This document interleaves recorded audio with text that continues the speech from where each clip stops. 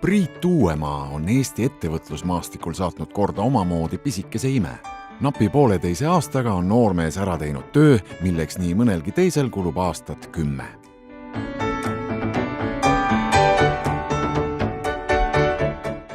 Rahastamise juures ei käi kunagi midagi lihtsalt. Tuleb käia 50 ust läbi, et üks uks avaneks, et kindlasti see on väga hea, kui sul on mitu ust lahti, siis on võimalik saada paremad tingimused nii edasi, aga kui vähemalt üks uks tehakse lahti, siis see on juba tegelikult suur võit. Energeetika pisikumust mul väiksest peale sees olnud, et ma juba 9. klassis plaanisin, et ma tahaksin elektrijaama ehitada ja see pisik oli mul kogu sees ja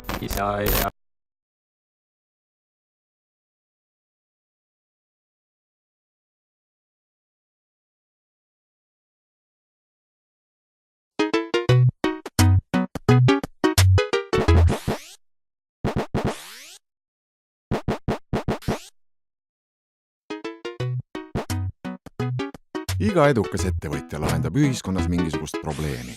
Ja vot just sellist, signaali probleemi, lahendab Priit Uuemaa.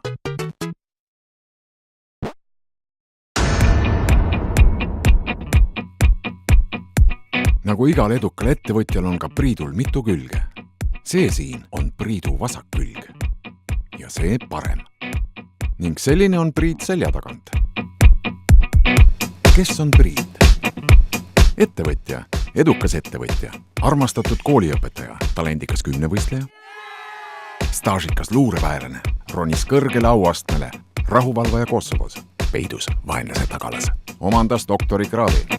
Mitte selle, vot selle. Vabal ajal ei istu. Jookseb, suusatab, väntab, ujub, tööle Graanul Investi. Tegi kiire tähelennu. Juhtis Graanul Investi. Ehitas elektrijaama, siis teise, siis 3., 4., 5., 6. pakis asjad kokku, ostis korle, kõik muu on ajalugu.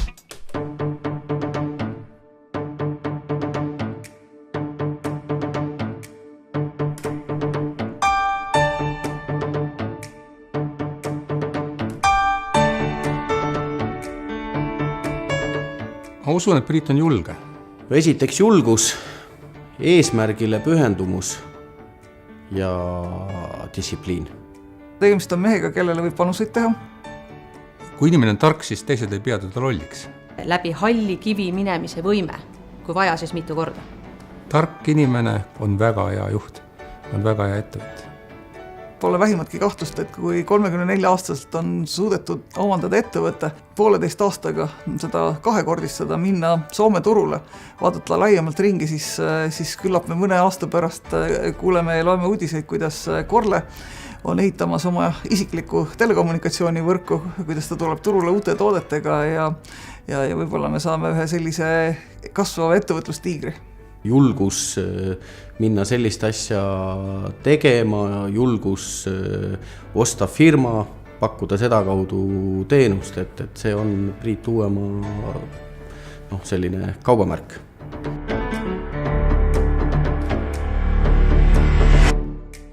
Ma käisin kunagi sportvõimlemise trennis ja seal, kui saltosid õpetati tegema, siis öeldi, et kui sa lähed saltot tegema, siis kui sa teed, ära karda ja kui sa kardad, ära tee.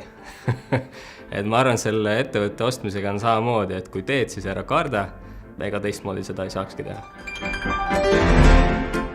Kui Priit midagi ette võtab, siis süviti ja põhjalikult.